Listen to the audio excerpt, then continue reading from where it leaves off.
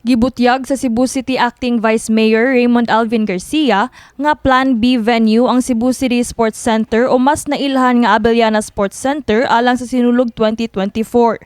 Kini human sa ilang gipahigayon nga ocular inspection sa SRP ug sa Abellana kagahapong adlaw.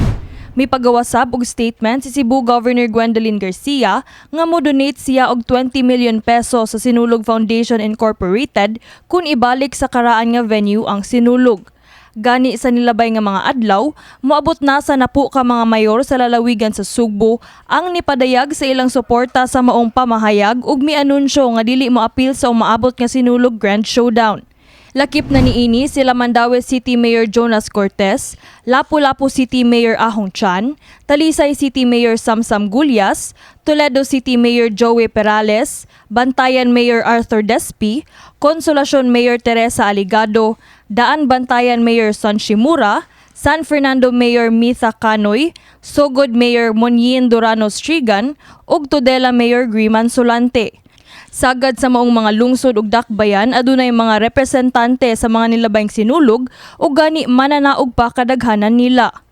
Gipahimug-atan ni Cebu City Councilor Jerry Guardo kinsa pangusab sa Committee on Infrastructure nga usa sa mga major concerns kung ipahigayon ang sinulog sa Cebu City Sports Center mao ang kaluwasan sa katawhan tungod sa nagpadayong konstruksyon sa BRT project. Ang more yung concern actually is the ongoing construction sa DOTR, sa CBRT na to. In fact, right now, we're still gonna schedule for the removal of the skywalk. Napatoy mga debris nga ila patong ilubong, dagan pa kayo ang sa sidewalk both sides, dagan pa kay mga ongoing excavation, wala pa na totally restored. Nasimba ko dagan mga pandol ba, mga bata, magtinukmuray. Dugang sab niya nga padayon na ang pagpangandam sa venue sa SRP. Lakip sa mga improvements ang stage ug ramp kung asa mosayaw ang mga contingents ug nasulbad na sab ang gikagulan sa kadaghanan nga lapok sanglit concrete na ang venue.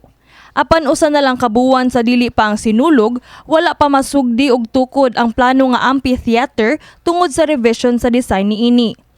Bisan pa man sa nagkalain-laing mga sentimento sa katawhan, magpabiling ang mayor sa siyudad sa Sugbo, Mayor Mike Rama, ang dunay katapusang hukom kung asa ipahigayon ang Sinulog 2024. There's ongoing renovation in preparation for the hosting of the palaro ba.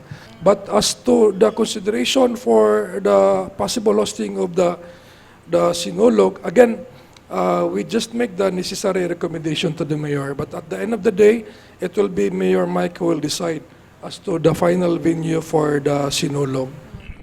Kini si Queenie Holigon alang sa MyTV Cebu.